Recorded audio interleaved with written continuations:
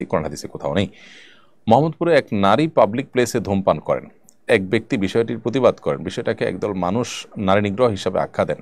প্রসঙ্গে স্বরাষ্ট্র উপদেষ্টা জানান, পাবলিক প্লেসে নারী পুরুষ কারো ধূমপান করা উচিত নয়। বক্তব্যের প্রেক্ষিতে এক শ্রেণীর মানুষ স্বরাষ্ট্র উপদেষ্টার পদত্যাগ চান।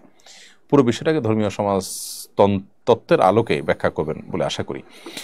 দেখুন, নারীবাদ নিয়ে অতিরিক্ত আপনার যদি কচলানো হয়, তাহলে সেক্ষেত্রে মানে একটা ভালো জিনিসও কিন্তু খারাপে পরিণত হবে, যেটা আমাদের সমাজে বিভিন্ন ইস্যুতে আমরা দেখি যে হচ্ছে।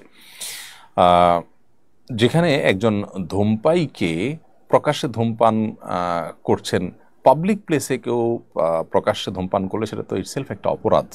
দ্বিতীয়ত হলো, আপনি যখন রোজাদারদের আনাগোনা আছে এরকম জায়গায় ধূমপান করছেন, তাহলে একজন মানুষ তিনি পান আহার করবেন না, ধূমপান করতে চান না, তাহলে তার রোজার কি অবস্থা হবে? তাকে আপনি ক্ষতি করছেন।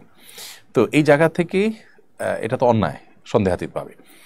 মুসলিম প্রধান দেশে বা যে দেশে মানুষ এভাবে দিনের বেলায় কেউ কারোর সামনে পানাহার করে না, সেই কালচারটা এখানে প্রতিষ্ঠিত আছে, সেখানে আপনি এতটুকু শ্রদ্ধা যদি এখানকার ধার্মিক, এখানকার রোজাদারদের প্রতি না রাখেন, তাহলে সেক্ষেত্রে আপনি তো সমাজের মানুষের যে কালচার বা তাদের কৃষ্টি, তাদের যে ধর্ম, এটার প্রতি শ্রদ্ধাই প্রদর্শন করছেন না।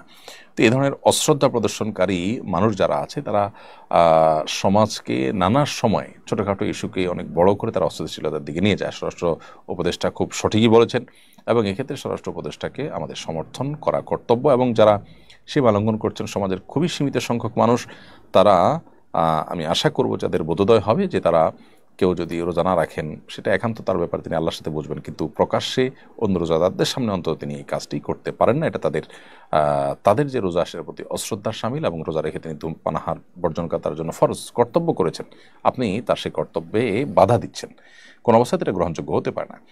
এমডি শুভ